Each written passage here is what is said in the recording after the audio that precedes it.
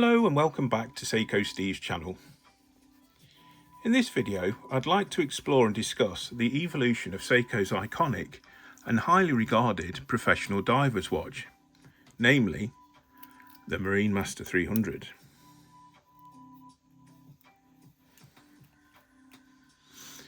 This will be a long video in its entirety, so I'll split it over 3 or 4 separate videos, this one being the first, focusing on the original Marinemaster 300, being the model reference SBDX001. The modern Marinemaster 300 as we know it today was originally introduced in the year 2000 as a Japanese domestic market model only. Both visually and technically, the Marinemaster 300 can trace its roots back to the legendary high-beat diver Seiko launched in 1968, namely the 6159-7001. This legendary diver's watch was Seiko's first model to feature a monoblock case, housing a very robust and very accurate high-beat movement. The monoblock case was and remains to be a unique Seiko design that lacks a removable case back. One-piece solid construction. This of course minimises the potential for water and helium ingress into the case at significant depths and pressures underwater.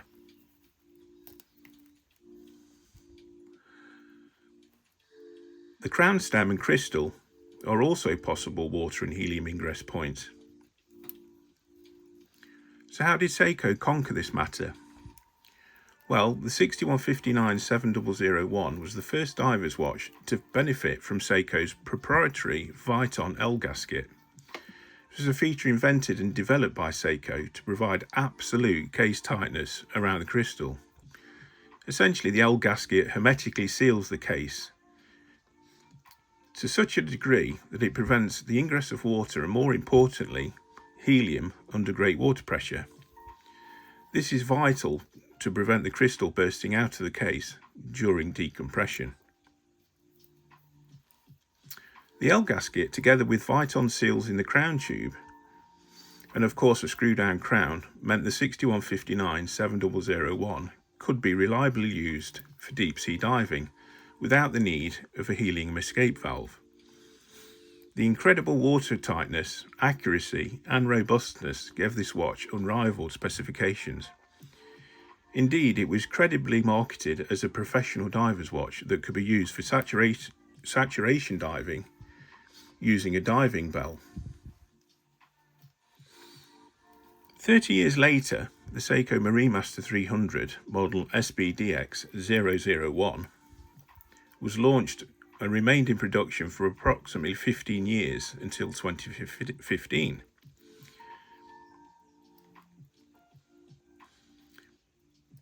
The Marinemaster 300 was, in essence, a modern recreation of the legendary deep-sea diver's watch from 1968, featuring the monoblock case, the Viton L crystal gasket, and the Viton crown stem seals, and of course, a screw-down crown.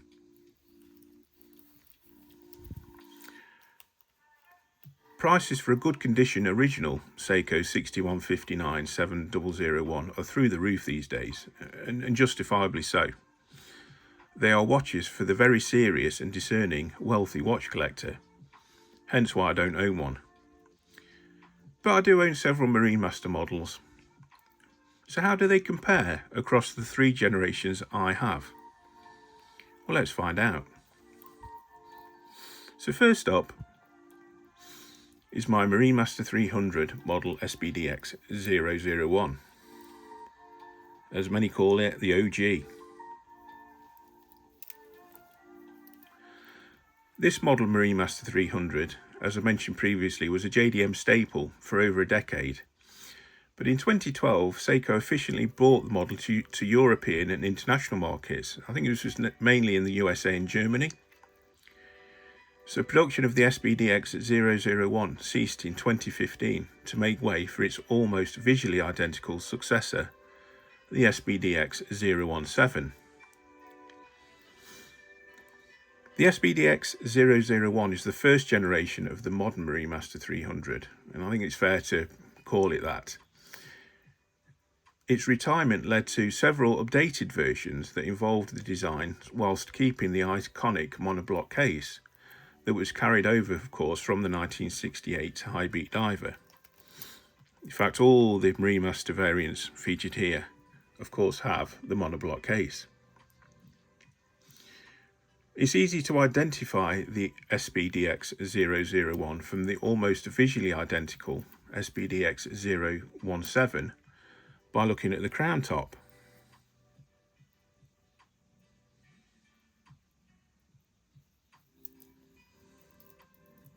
The original Marinemaster 300 was launched prior to the introduction of Seiko's Prospex model line, and as such, the SBDX001 has a sterile on-the-side crown.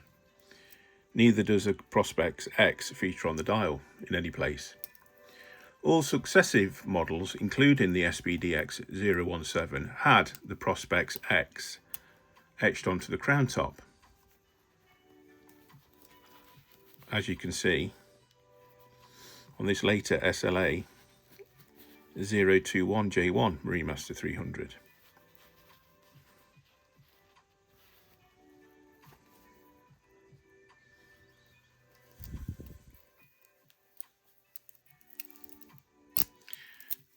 Subsequently, this SBDX001 is the only Marinemaster model to have a sterile crown top.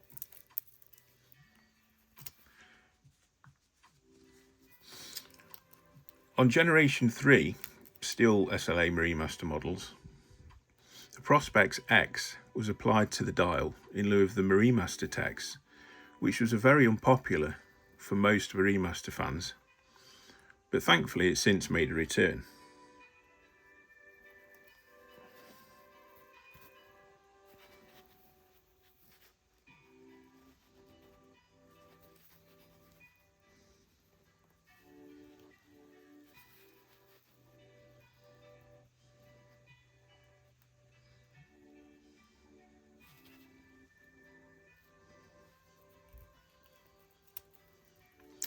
Me, personally, I can happily live with either, because that's what Seiko chose to do with their design.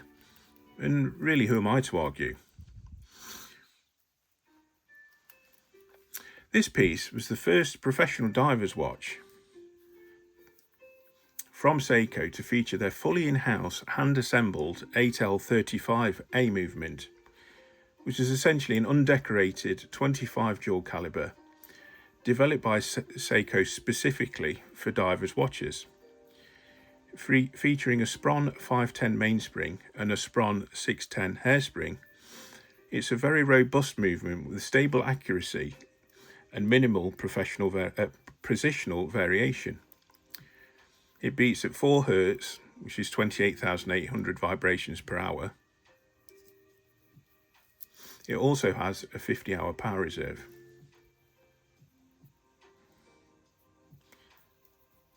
The 8L35 movement is closely based on the Grand Seiko 9S55 caliber.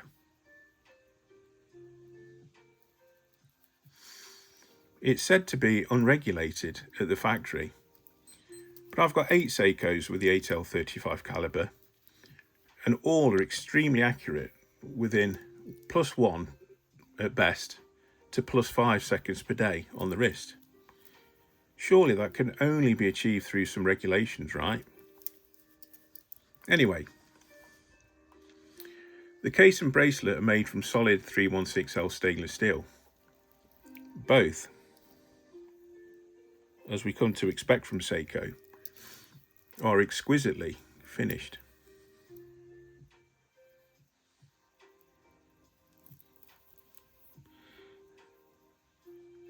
Neither the case nor the bracelet has Seiko's proprietary DiaShield hard coating applied, so you get brighter steel with this one compared to later Marinemaster models, which all had DiaShield. Now, as good as DiaShield is to add a additional scratch protection, It gives the steel a slightly duller, sort of a grey appearance. I'm not sure, you may or may not be able to see the difference on this video. The domed crystal is manufactured by Seiko using their proprietary Hardlex glass. Yes, Hardlex. It has an anti-reflective coating on the underside.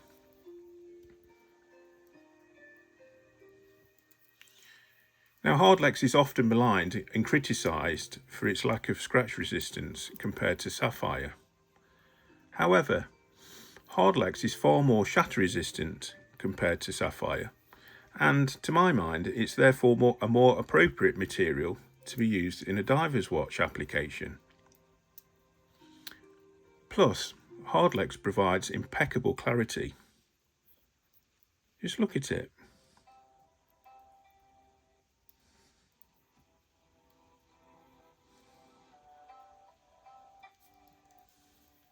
This crystal is the original and it's over 12 years old. This is a well-worn watch. Yeah, it remains in quite good condition, but nevertheless, the crystal remains completely unscratched. This has to say something about its durability.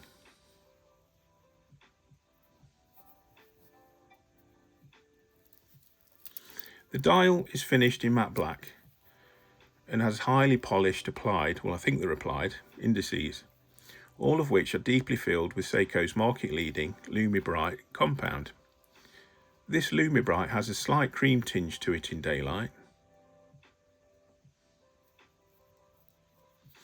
It's a unique feature to this model and one I prefer, and of course it performs impeccably, glowing green throughout the night. It is said that the Lumibrite on this watch was hand applied. If so, that's another desirable feature in my opinion.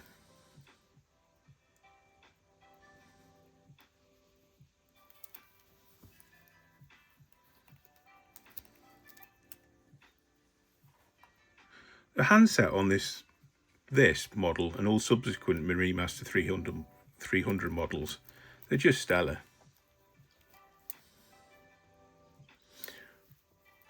All are exquisitely finished.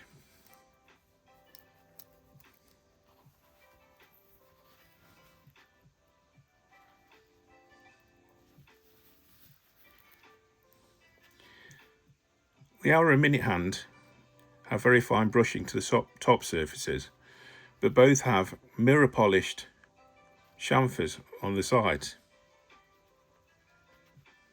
The attention to detail is just amazing.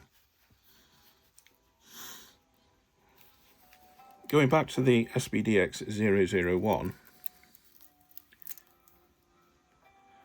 the second hand is also high polished, top to bottom. If I can get to see that on camera, just about. So it's a smoothly sweeping second hand, and it's got a lantern style loom plot towards the top. As you see the second hand sweep round, certainly to the round indices, it's perfectly in alignment, certainly with the inner flanks of the indices. The unidirectional bezel has a really smooth action.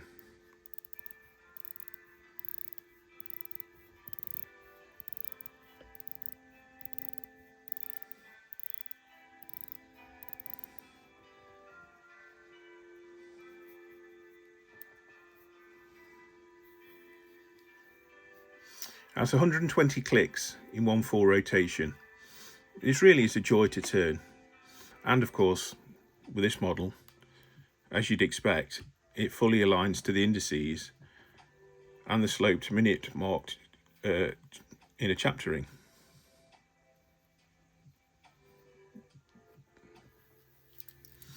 The bezel insert is a lacquered metal. I'm not sure whether it's steel or aluminium in this case.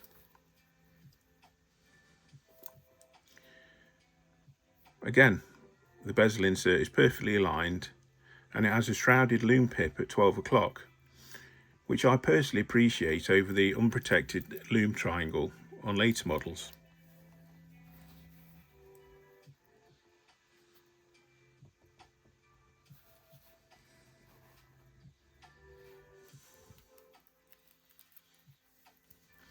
In application, a metal bezel insert for a more professional diver's watch is the perfect material, as unlike ceramic, it cannot crack or shatter if knocked hard underwater. Rarely, if ever, is this mentioned during watch reviews. The majority of consumers desire ceramic inserts for their superior scratch resistance, even though ceramic inserts can be scratched, cracked, and of course shattered.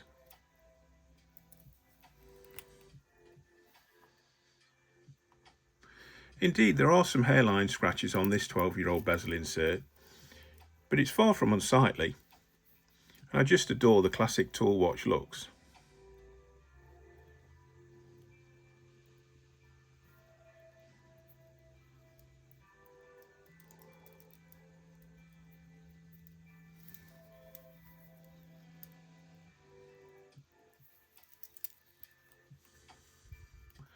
The case benefits from Zaratsu polishing. This is on the upper case sides, or the case flanks, above the brushed centre line. This is a hand polishing process Seiko Takumi craftsmen and women undertake in the Grand Seiko studios. Now, Takumi craftspeople only get their name once they're at the top of their game, achieving excellence following many years of training and assessment.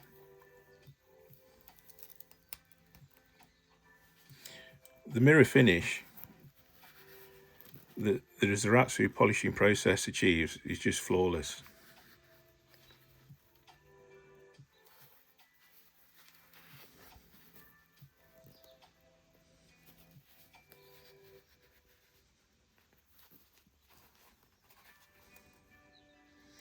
Indeed, it features on all these models, I believe.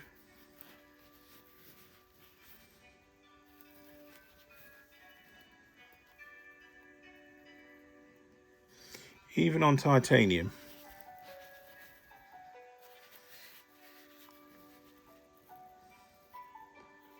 Seiko achieved the same mirror finish.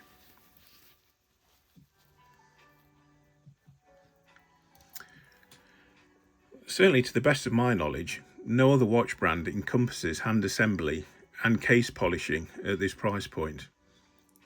Talking of which, the MSRP for the Marinemaster 300 SBDX 001 at launch was 250,000 Japanese yen. Using the early 2000s exchange rates, this translates to roughly 2,000 to 2,300 US dollars, or roughly 1,350 to 1,550 UK pounds sterling. At the time, this was considered an expensive watch for a Seiko, but enthusiasts quickly realised they were getting a Grand Seiko based hand-assembled 8L35 movement and of course a hand-polished case for about half the price of what a Rolex Submariner would cost at the same period. Bearing in mind, of course, the Marinemaster 300 and the Rolex Submariner shared exactly the same specs in terms of water resistance and movement beat. In the final year of production, which was 2015, the MSRP for the SBDX 001 was typically set around 2.5 to 2,800 US dollars, which at the time was approximately around 302.5 to 338,800 Japanese yen, which was around 2,000 to 2,300 euros, or around 1,450 to 1,650 UK pounds sterling.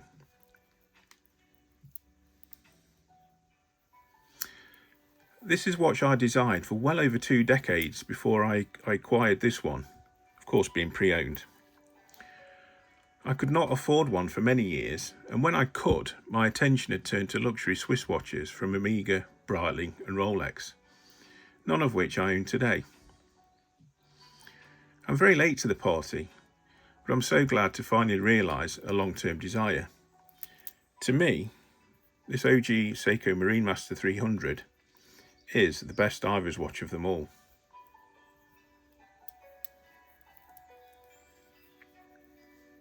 And I now know and completely understand the respect this watch receives. It's a modern icon. It's a legend in its own lifetime.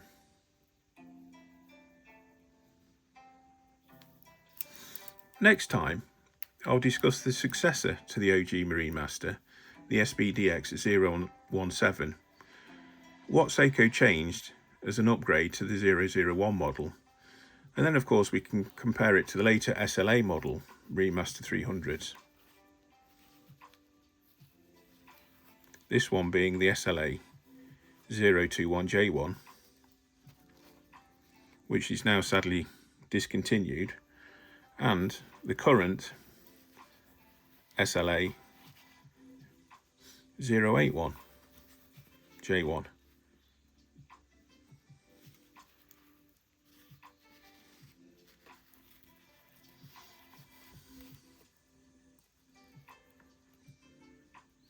Thereafter, we can look at the recent limited unicorn,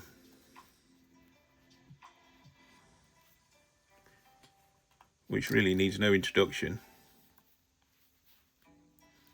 This being the ultra limited 600 piece SLA 081 J1 Marinemaster 600 Shinkai.